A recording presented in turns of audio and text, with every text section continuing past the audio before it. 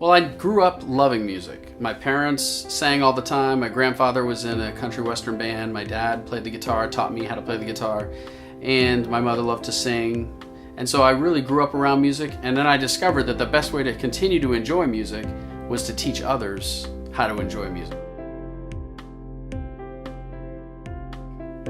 I first started teaching music in 1999 at a preschool through 8th grade elementary school. About 180 kids. I was teaching in that school for 10 years.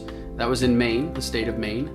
And then I moved to Florida to kind of try a different area. I moved to high school, and it was at the high school level that I was able to take these teaching ideas and skills that I had to a whole nother level.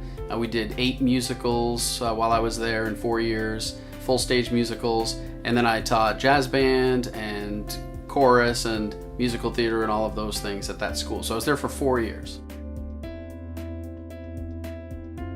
So while I was working at the school in Maine, I had an opportunity to purchase some recording equipment for the school and do some recordings of the different choruses that I had and some soloists at the school. I had an opportunity to make some CDs for people with some songs they had recorded. And then when I went to the high school, so I actually offered to the kids after school for free recording sessions. So I had over 50 kids sign up, and every day after school they would come in and I would record them singing songs that they liked, or we would write some music and record it, and that served as a great opportunity for them to experience the recording world and also for me to gain some experience. Well, what happened was, as I was working at the high school, I did that for 4 years, and then I decided I really wanted to open up my own business. I really wanted to work for myself and continue teaching music, but in my own area, having my own studio, and having clients so that I could teach them on a one-on-one basis. Because that's really the best way to teach someone, is one-on-one.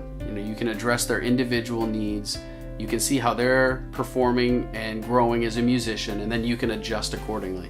So that was really excellent. And then I decided, well, while I make my own studio, I might as well make it a recording studio as well. And so I would have the full features of a studio in Orlando, let's say, but I would have it in a much smaller environment so as to provide a more intimate experience for people coming in, but yet produce the same results. So when I worked at the elementary school and then also at the high school level, I had the opportunity to teach all the different instruments. See, when you're a general music teacher, you're teaching beginners how to play the trumpet, the saxophone, the trombone, the flute, and all the band instruments. And so in the studio, that's what I offer. I offer lessons in all of those things. Pretty much any instrument you can think of, we offer lessons in. And then in addition, the guitar, because that's what I grew up playing, as well as the piano. A lot of my students start out playing the piano because the piano leads you to all the other instruments. If you can learn how to read music on the piano, then it can translate later to anything else you want to play. And so what a great profession to have, to be able to take something I enjoy and to show other people how they can learn to enjoy it themselves and bring enjoyment to themselves over their whole life.